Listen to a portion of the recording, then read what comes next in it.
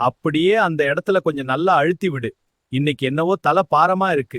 தலைப்பாரமா தான் இருக்கும் பெருசு. உள்ள ஒண்ணுமே இல்லாம காலியா இருந்தா காத்து புகுந்து உயிர்னு சத்தம் போடல, அதான் அந்த பாரம். அடடா. அடப்பாவமே, நீயா? நான் கூட என் பேரன் தான் அன்புல தலை தடவி விடுறான்னு நினைச்சேன். உன் பேரன் இப்ப பப்ஜி விளையாடிட்டு இருக்கான். அவனுக்கு உன் தலை மேல கை வைக்க நேரம் எது? சரி, உன் கைய நீட்டு, நான் உனக்கு ஜோசியம் சொல்றேன். என்னது? குரங்கு ஜோசியம் சொல்லுமா?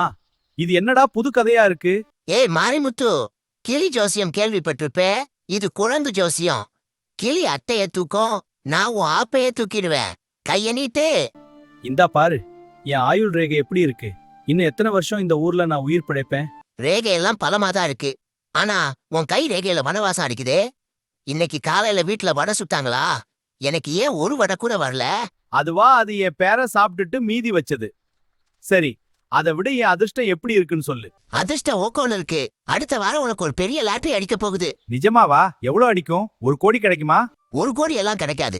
ஆனா அந்த லாட்டரி சீட்டை நீ வாங்குறதுக்காக செலவு பண்ணுவியே 100 ரூபாய். அது உன் பொண்டாட்டி கைக்கு தெரிஞ்சு உனக்கு அடிவிட போகுது பாரு. அதான் அந்த அதிர்ஷ்டம். ஏலே, என்ன கலாய்க்கிறதுக்காகவே வரியா? உனக்கு இன்னைக்கு என்னதான் வேணும்? எனக்கு ஒண்ணு வேணாம் தாத்தா.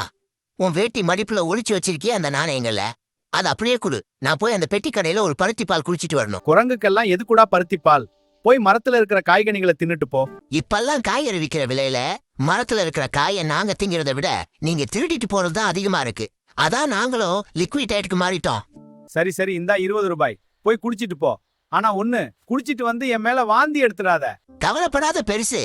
நான் குடிச்சிட்டு வந்து உனக்கு ஏப்ப விடுறது எப்படின்னு கிளாஸ் எடுக்கிறேன். வர்றேன். மனுஷனுங்க தான் மதிக்கலன்னு பார்த்தா இப்ப இந்த குரங்கு என்ன ஒரு வழி பண்ணுதே. ஆண்டவா, என்ன ஏன் இப்படி சோதிக்கிற?